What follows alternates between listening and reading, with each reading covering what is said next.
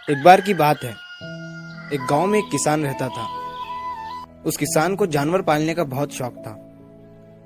उसके पास पहले से ही बहुत सारी भैंसें थी, जिनका दूध बेचकर वो अपना घर चलाया करता था।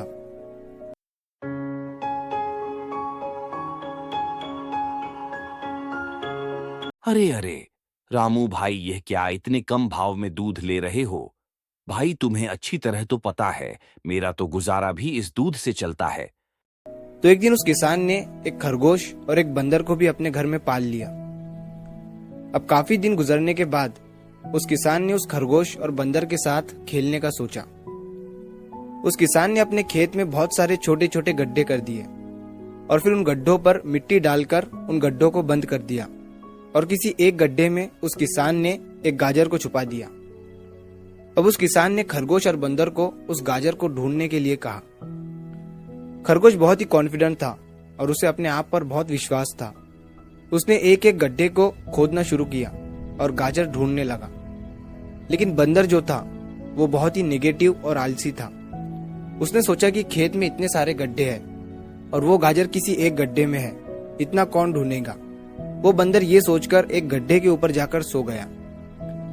अब उधर खरगोश अपनी पूरी मेहनत से गाजर ढूंढ रहा था।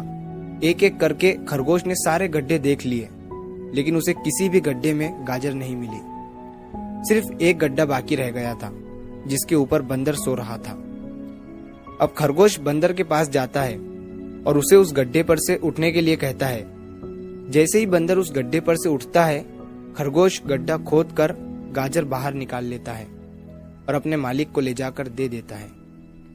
बंदर ये देखकर हैरान हो जाता है कि जिस गड्ढे के ऊपर वो इतनी देर से सो रहा था, गाजर उसी के अंदर थी। वो सिर्फ एक बार खोद कर देख लेता तो गाजर उसे मिल जाती और वो मालिक की नजरों में बड़ा बन जाता। यही सोचकर वो अपने किए पर पछता रहा था। दोस्तों, इस कहानी से हमें 3 बहुत बड़ी सीखें मिलती है। पहली ये है कि हमें कभी भी अपने काम के प्रति नेगेटिव नहीं सोचना चाहिए। जैसे उस बंदर ने सोचा कि इतने सारे गड्ढे हैं और गाजर किस गड्ढे में है पता नहीं। यही सोचकर उसने उस काम को अपने लिए बड़ा बना दिया। और दूसरी सीख हमें इस कहानी से ये मिलती है कि हमें एटलीस्ट कोशिश भी तो करनी चाहिए, क्योंकि हम जब तक कोशिश नहीं करेंगे, किस्मत भी हमारा साथ नहीं देंगी। अगर वो बंदर जिस गड्ढे पर सोया हुआ था वहां से ही गाजर को ढूंढना शुरू करता तो उसे गाजर मिल जाती, लेकिन उसने कोशिश ही नहीं किया। और तीसरी सीख हमें इस कहानी से ये मिलती है कि हमें जल्दी हार नहीं माननी चाहिए। अब हमें नहीं पता कि हमें अपने काम में कौन से साल में कामयाबी मिलेंगी। वो 2025 हो सकता है, 2030 हो सकता है या 2032 भी हो सकता है, लेकिन हमें कामयाबी तभी मिलेंगी जब हम पॉजिटिव सोच के साथ कोशिश करते रहेंगे और हार नहीं मानेंगे।